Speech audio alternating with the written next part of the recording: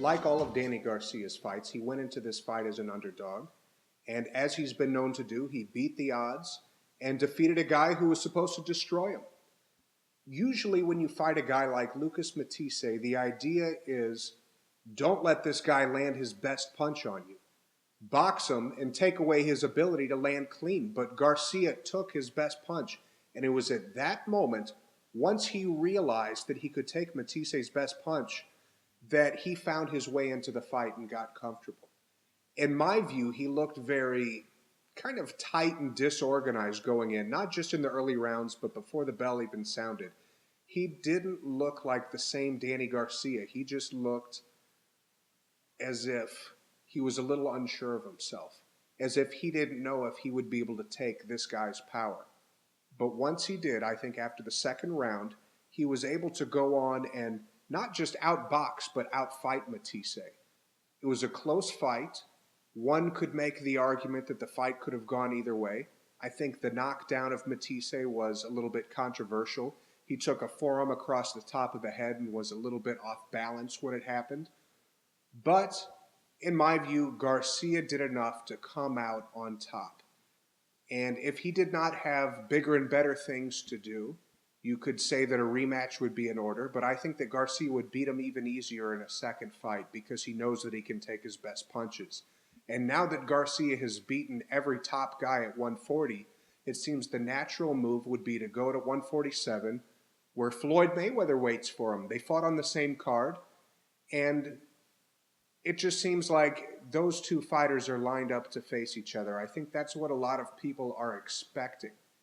However, the fight that I would like to see is Danny Garcia, Adrian Broner. They're in a similar boat in the fact that they're both young fighters who have made a lot of noise, particularly Danny, and questions still have yet to be answered about both guys, particularly Adrian Broner, who has not faced near the level of talent as Danny Garcia.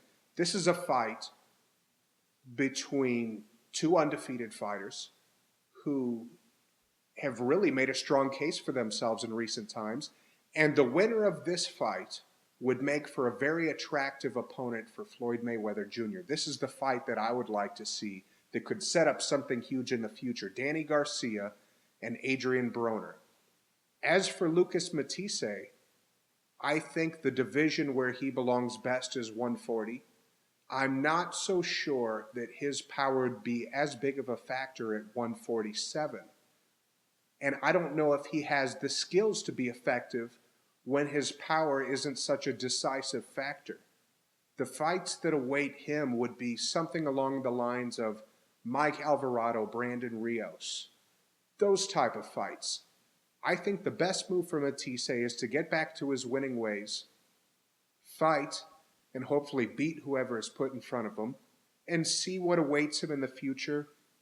Maybe a big payday at 147. But that's kind of what you do if you're a Lucas Matthysse. Just keep going forward, and hopefully you land something big. The story of the night was Danny Garcia, who proved himself to be a great fighter. Kendall Holt, Eric Morales, Amir Khan, Zab Judah, Lucas Matthysse. One more signature victory, and Danny Garcia is a candidate for the Hall of Fame. He proved that he's not just a good fighter, but a great fighter. And the only question that we have about him at this point is he an all-time great?